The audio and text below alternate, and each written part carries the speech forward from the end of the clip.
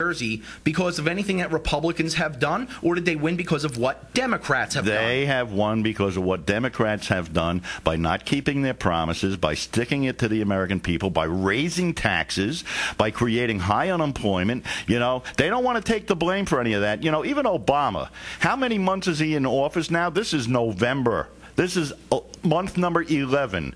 And he still is, blaming George Bush. Come on, Obama, wake up. You've been in office for 11 months. You should have had some control over things. Stop blaming everything on the past now. But just the same, Brian, just the same. And this is why I made this point about why the Republicans were elected. The Republicans weren't elected because they've done anything great. As a matter of fact, the last Republican... the Republicans ended up being elected because people realized they made a mistake by electing the Democrats. No, but that's the problem. They didn't just make a mistake by electing Democrats. They continue to make mistakes by electing Democrats and Republicans. Well, in some George places. Bush's presidency was an abhorrent failure.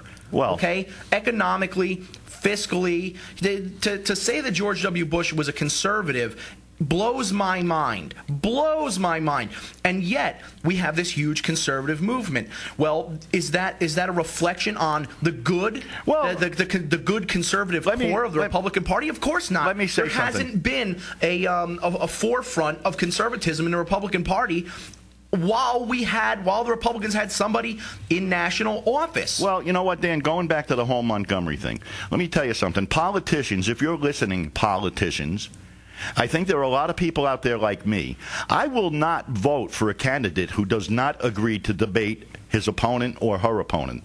All right? If you're not willing to participate in open debate, don't expect my vote. You know, if you're going to talk solely through newspapers where you have no opposition, okay, don't expect my vote. If you're not going to publicly debate your opponent so that we can see who you are and what your beliefs and feelings are, don't expect my vote. And that was one of the big objections I had with Mike Hayes back the first time.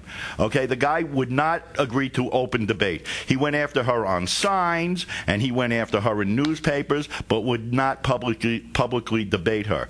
And you know, I have a problem with that. And this whole thing with the elections and Chris Christie winning New Jersey, you know, I mean, to me, that's a good thing. You know, there were 44 people arrested in New Jersey, in Corzine. The governor plays dumb. Oh, I didn't know about this. You're the governor of New Jersey. How can you not know what the mayors in your state are doing? Don't play dumb.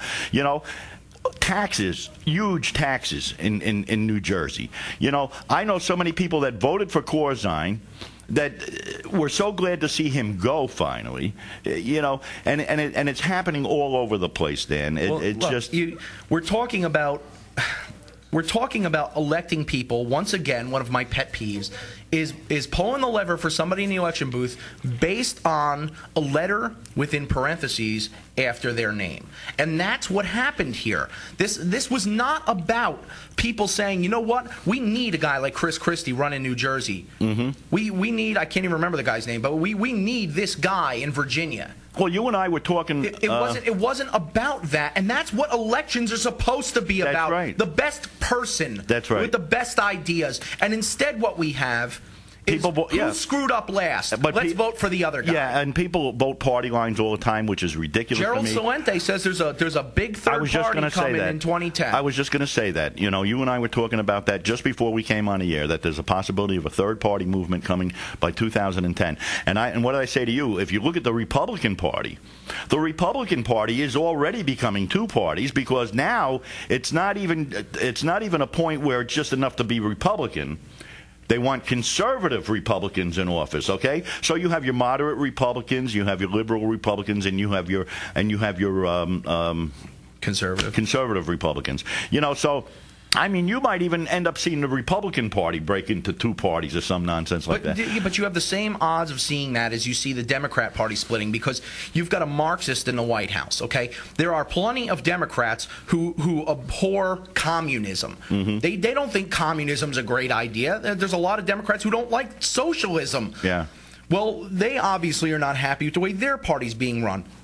So what Gerald Celente is saying, he says, and I wish I had the article for me, I could quote him, but best I can remember here, I'm going to paraphrase.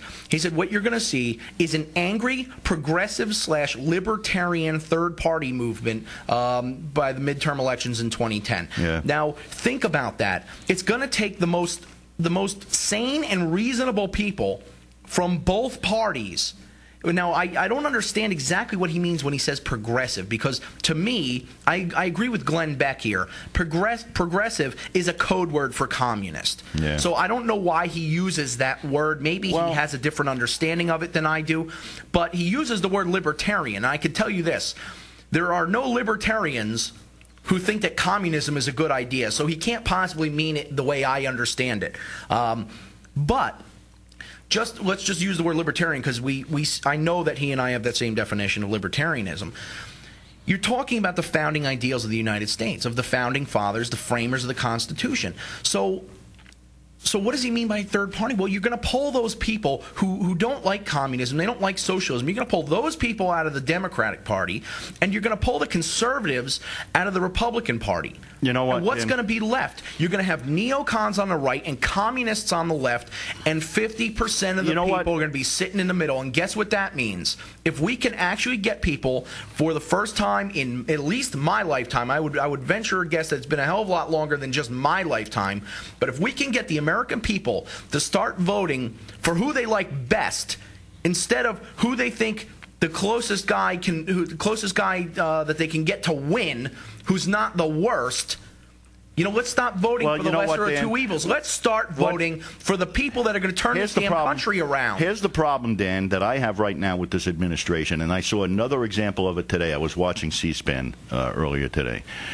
Is the arrogance of this administration. And I mean, we had one guy in New York that said he didn't care what his constituents wanted. He had to vote with his heart. Forget our hearts. It was his heart that mattered.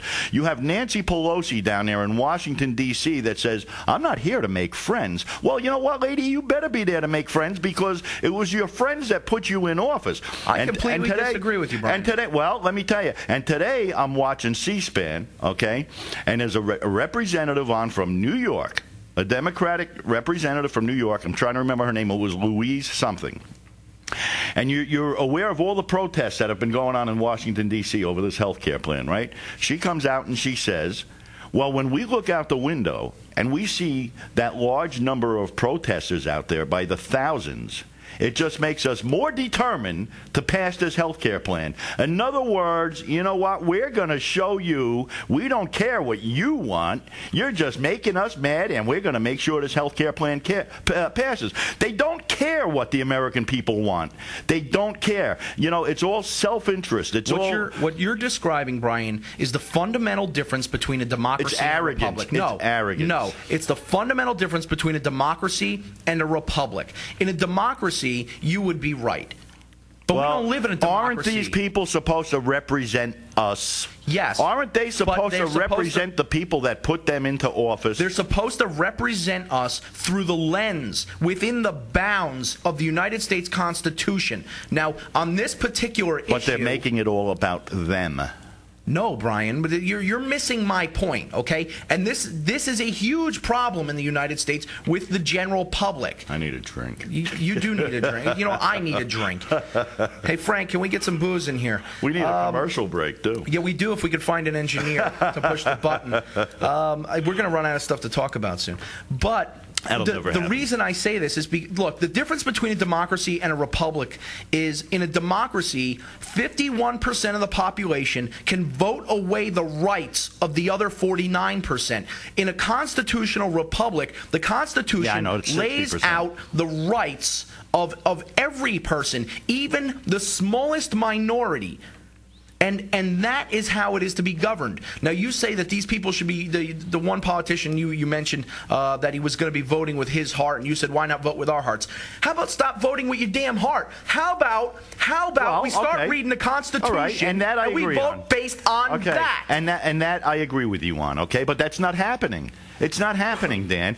I was watching a guy on the news last night. I wish I could remember the guy's name. He's a current politician, and he came right out and said that they don't even think about the Constitution when they're voting on things. It's like a non-issue. Let's worry about that later. I mean, come on. Do you know when they're going to start